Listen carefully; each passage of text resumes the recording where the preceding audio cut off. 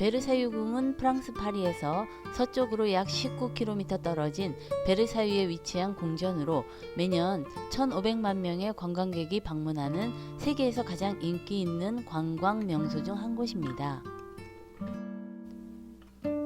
1624년에 프랑스 부르봉 왕조의 루이 13세가 사냥용 별장으로 지었으나 루이 14세가 증축하여 프랑스 왕의 권위를 상징하는 궁전으로 재탄생하였으며 지금은 세계에서 가장 아름답고 화려한 궁전으로 알려져 있습니다. 이번 영상에서는 베르사유궁의 탄생과 궁에 얽힌 사연을 찾아 역사 속으로 떠나보겠습니다.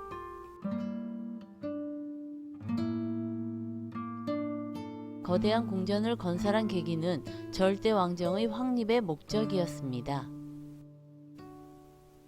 당시 파리는 오랜 세월 터를 잡고 있던 귀족들의 영향력이 강해서 왕의 권위가 도전받던 상황이었습니다. 그러던 차에 재무장관이던 니콜라 부케가 물렌 근처에 자신의 궁전인 보르 비콩드를 완공한 기념으로 왕을 비롯하여 수천 명을 초대해 불을 과시했는데 그가 횡령으로 재산을 쌓았다고 여긴 루이 14세는 그를 체포하여 종신감금형에 처하고 모든 재산을 몰수합니다.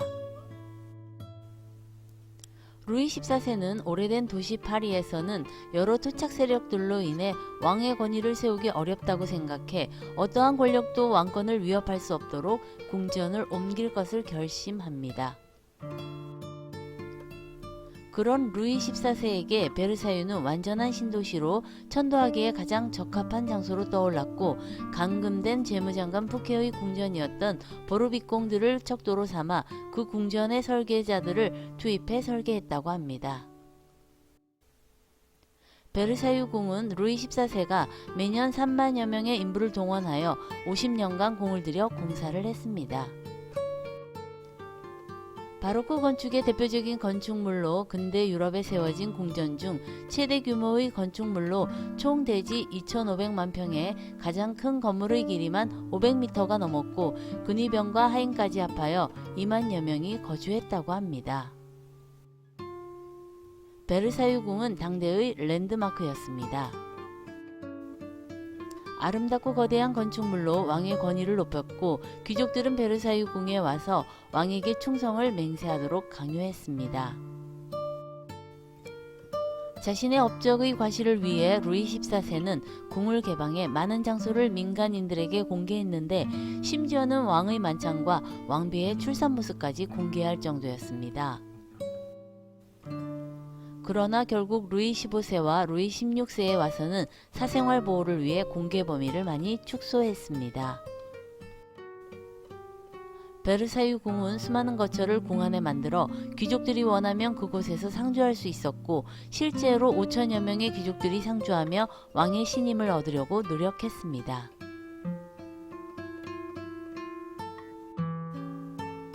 이런 모습은 루이 14세가 노렸던 점으로 모든 권위가 왕에게로 집중되어 왕권을 강화시키는 결과를 불러왔습니다.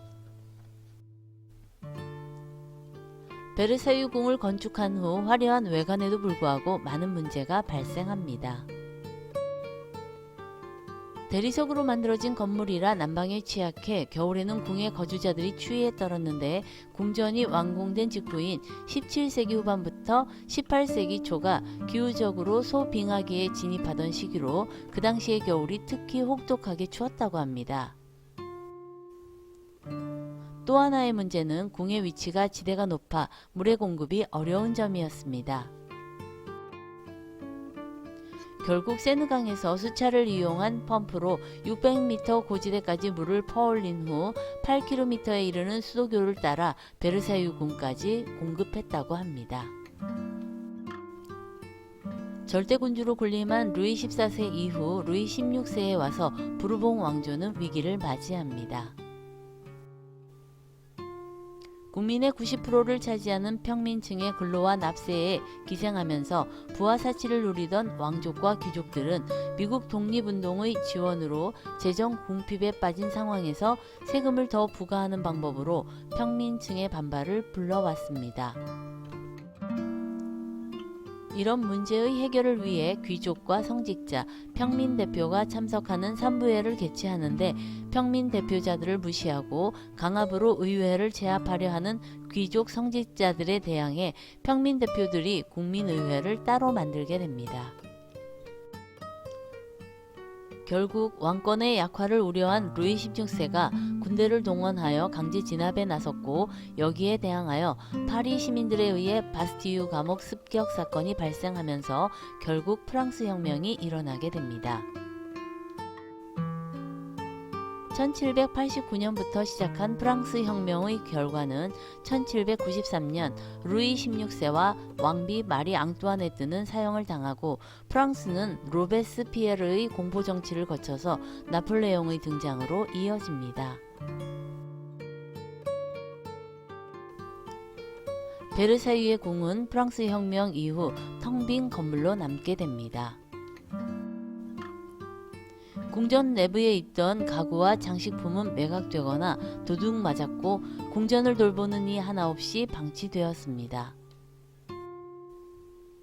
하지만 1799년 11월 전국의 혼란을 틈타 나폴레옹이 독재 권력을 장악한 후 1804년 황제로 즉위하자 베르사유는 1806년부터 나폴레옹의 황궁으로 보수 및 개조되었습니다. 1815년 나폴레옹의 몰락 이후 복귀한 부르봉 왕조의 보수공사 대상 1호가 된 베르사유는 1830년 7월 혁명과 더불어 새로운 전환기를 맞이합니다. 혁명에 가담했던 부르봉 왕조 반개 출신의 루이 필리프 1세가 시민왕으로서 베르사유를 더 이상 왕궁이 아닌 박물관으로 개조했기 때문입니다. 루이 필리프 1세는 스스로가 구체제와 혁명을 모두 구현하고 있다고 생각했고 그가 다스리는 프랑스에서는 두 흐름이 송화되어 비로소 하나의 국민이 되어야 한다고 생각했습니다.